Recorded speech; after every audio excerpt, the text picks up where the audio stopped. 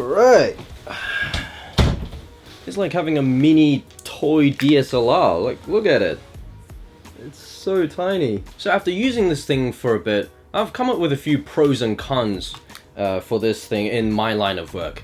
So let's start with the pros. Number one would be the weight and size. Like, just look at it. As I said, like when I came into this room, this thing is like a miniature toy DSLR, and it shows in its weight as well. I can attach the camera to this Manfrotto mini tripod here, whatever the name is, that I got in Japan. Almost immediately I can just see, you know, how, you know, like how, well, I can actually feel just how light this is, you know, compared to my Canon 80D. The flip out screen, you know, I can just flip around like that, turn face tracking on, oops, the other way, and then, you know, I'm going around town in style.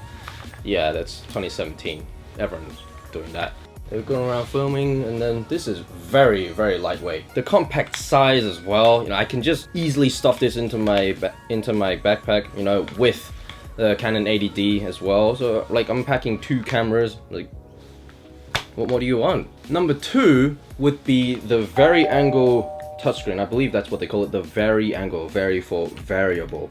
Indeed, the flip screen, because right now I can monitor myself and I don't have to rely on an external monitor. This makes it easier for me as a Canon user to use this as well in conjunction with the Canon, because the ergonomics are very similar. So in terms of the screen brightness, it's pretty good. I am in the shade right now, so there's that. Number 3 would be that godforsaken word 4K. But on top of 4K, it also has zebras, peaking, and does it have crop marks? No, I don't think so. Ah, but whatever. Yeah, and of course histogram. But all of those things combined makes this camera a future-proof camera. Especially in my line of work when I'm doing videography and more cinematic filmmaking.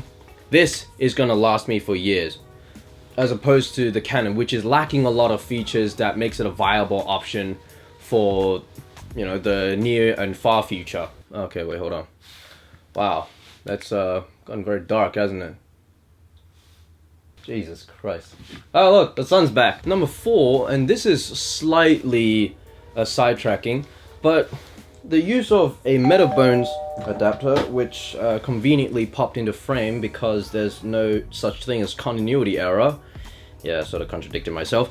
Yes, but with the help of this, I'm able to use my pre-existing library of Canon lenses. Now keep in mind, this is the Metabones Smart Adapter, not the Speed Booster, because the Speed Booster only accepts EF lenses. I don't have EF lenses actually, none in fact. I only have EFS lenses. But the Smart Adapter, it accepts EFS lenses, thankfully. It has metal contacts so that I can adjust the aperture on the Canon lenses, you know, which communicates to the camera. They're not Cine lenses, you know, Cine lenses where you can control the aperture, you know, where there's an actual physical element to you controlling aperture and focus and the likes, you know, it's really big labeled dials. You know, I thought this 10 to 18 millimeter STM lens was small, but then when I got this yesterday, you know, along with their kit lenses, I was blown away by how small they were, you know.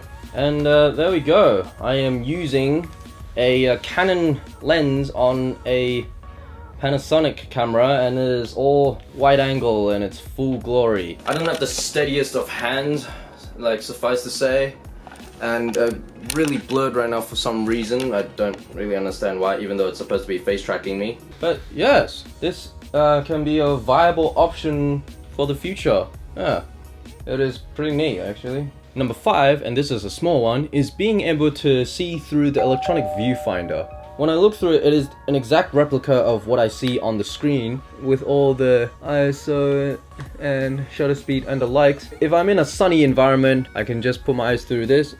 Pretty neat. Number 6 is that there is a cinematic picture profile that comes in the box. And finally, number 7, the startup time is immediate. I'll turn it on. There you go. That's right away. Oh yeah, and off script, impromptu number 8. It comes with lens hood. Well, at least the lens does. So, you know, I can attach it like that. This is not the lens, by the way, but actually, let me just, yeah. With this, you can block out the sun, and then if you're out and about, you can look a little more professional-like. And now here are some cons, some negatives, something that just stops this camera, you know, from being the perfect camera for my workflow. Now, the first con, and this is a minor complaint, the menu and UI system is not the best. With the Canon 80D, it had a very user-friendly UI. It'll take some time getting used to. Number two, not being able to switch PAL and NTSC regions. Panasonic, why is that not a thing? Popo Bro's 100K video, I was able to shoot at 60 FPS, you know, due to me being able to switch from PAL in Australia to NTSC. But here, in order to be able to switch the NTSC from PAL, you know, which is actually doable, you have to do some weird factory reset or whatever, and I had to look this up. Instead of just being built into the menu, you know, just region, PAL, NTSC. I think the later Panasonic cameras, you are able to switch regions, but it's a strange omission, and I don't understand why you aren't able to switch regions. It even says on the box for Australia only. And even after you switch regions, every time you turn it off, apparently there will be a yellow exclamation mark in a triangle, and that doesn't necessarily instill confidence in your products, Panasonic. And then to switch it back, you gotta do the same factory reset. I'm not gonna go into details about how to do that because I honestly don't care. For the most part, if I'm going to be going into the cinematic route of my life, then, you know, I'll be shooting at a lot of 24 frames per second. And right now, as it stands, in this PAL setting, so to speak, or PAL mode, I am able to shoot in 24p with that. And I believe it's actually exactly 24 instead of the 23.976 thing. Number three, the autofocus kinda sucks. Like, the focus is not terrible, but it seems to me like anything that you put up against Canon's dual pixel AF, just kind of no competition. Like, Canon is the automatic winner in the focusing department. Right now I'm just testing out the Panasonic's, my god, it's really windy today. Right now I'm testing the face tracking on both cameras. Yeah, the bright outdoors. Recording at maximum bit rate on both cameras. Oh yeah, something I've noticed, I was just looking at the video footages on the G7, and I noticed that there's a lot of focus hunting on it, even though I've got face tracking on, so I don't know what's up with that. Maybe it was, like, what's the word, I'm overexposed, and then it had to hunt for it. Yeah, I wasn't in a very controlled environment. Yeah, gonna need to work on that, Panasonic. Need to work on that. Whilst I'm in like standby mode, I can't seem to preview the focusing in action. Well, the continuous autofocus. I don't know what's up with that. Number four would be battery life. Since I'm taking this into my future cinematography career route, or whatever I want to call it, this is a smaller body, and with that comes a smaller battery. This is this physical size of the battery. It's 1200 milliamp hours. Just look at it. Yeah, it's like Canon one is a LP-E6N. It's much larger physically. The LP-E6N, that's what the 5D Mark IV uses, so that's a plus. This can be solved with getting more batteries. I mean, I have, let's say, like 4 Canon batteries, but then again, it's, yeah, smaller battery life, you know, wish it could be longer. Yeah, you don't want to be just switching batteries all the time. And hey man, batteries cost a lot of money, you know? Yeah, I know to get third-party ones, but you know, I don't want to just lug around like just batteries all way, or like, yeah. Just, yeah, minor complaint. Number 5, it's, why is the SD card sharing the same slot as the battery compartment? I feel like the SD card should be at the side, you know, like the Canon, just so, you know, I get you know, separate slots for different things. And also, the SD card doesn't feel right that the front of the SD card, like you have to make it face the front of the camera in order to, you know, put it in.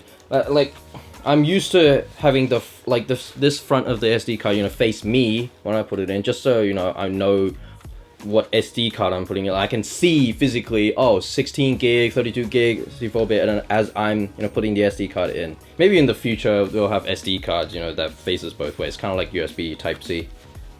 Just a harmless opinion piece from a Canon user. Oh, right, you have to click and then it'll lock. Okay, just have a spring lock.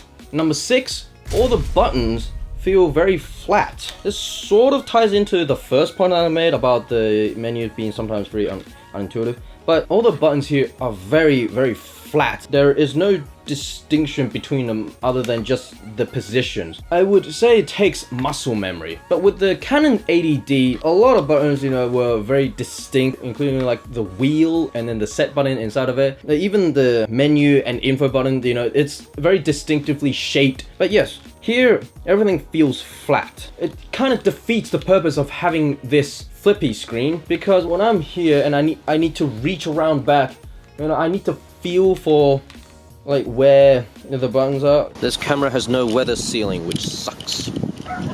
Royally sucks. So I've talked about how the Panasonic G7 is a future-proofing camera and how the 80D is a versatile and reliable camera, just to illustrate that there's never going to be a perfect camera ever. There's a documentary that my film studies class were introduced to called The 5 Obstructions, directed by Lars von Trier. And I haven't seen the whole 90 minutes of it. I only saw like the first obstruction, you know, in class. But what it taught me was that when people are faced with obstructions, or if they come across restrictions such as this not having future-proofing features that I've listed, that is when people, you know, think outside the box and they try to come up with ways to either get around those problems or to bank on those restrictions and obstructions and make something that is unique, creative, and God forbid, original, because there is never anything that is quote-unquote original, for we can only steal and then crawl that creativity and inspiration. Yeah. In saying that though, I will continue using the Canon 80D, you know, in conjunction with the G7. You know, they both have their flaws and their advantages, and so when combined together, you know, I'm literally getting the best of both worlds. And you may have noticed I didn't mention the lack of headphone ports, headphone jack, sorry, not port, as a disadvantage, because like I'm a one-man band, and it's gonna be weird if I'm gonna be like monitoring myself as I'm talking to the camera like this with headphones on, you know, that just doesn't make sense. And also, you know, in like future filmmaking, you know, most likely, you know, the audio will just be recorded on a separate audio recorder, like this G7 right here. Just, you know, attach a extension cable and then just plug that into this, and then the guy with the boom pole will have it. The 100K video, we just attached this Rode Video Mic Pro onto a damn tripod, and then I just taped the leg of it just so it won't open like that, and then plugged it into this thing, and then gave it to the guy and be like, okay, you know what to do, and then just go like that. Now that's thinking creatively when it comes to restrictions. That's been that. So anyways, thanks for watching, and keep on procrastinating in 4K. Yeah, procrastinating like I am right now. I've got assignments very soon. Yes, we're back to that again. So yeah, see ya. Boom! That's my first time doing that to the G7.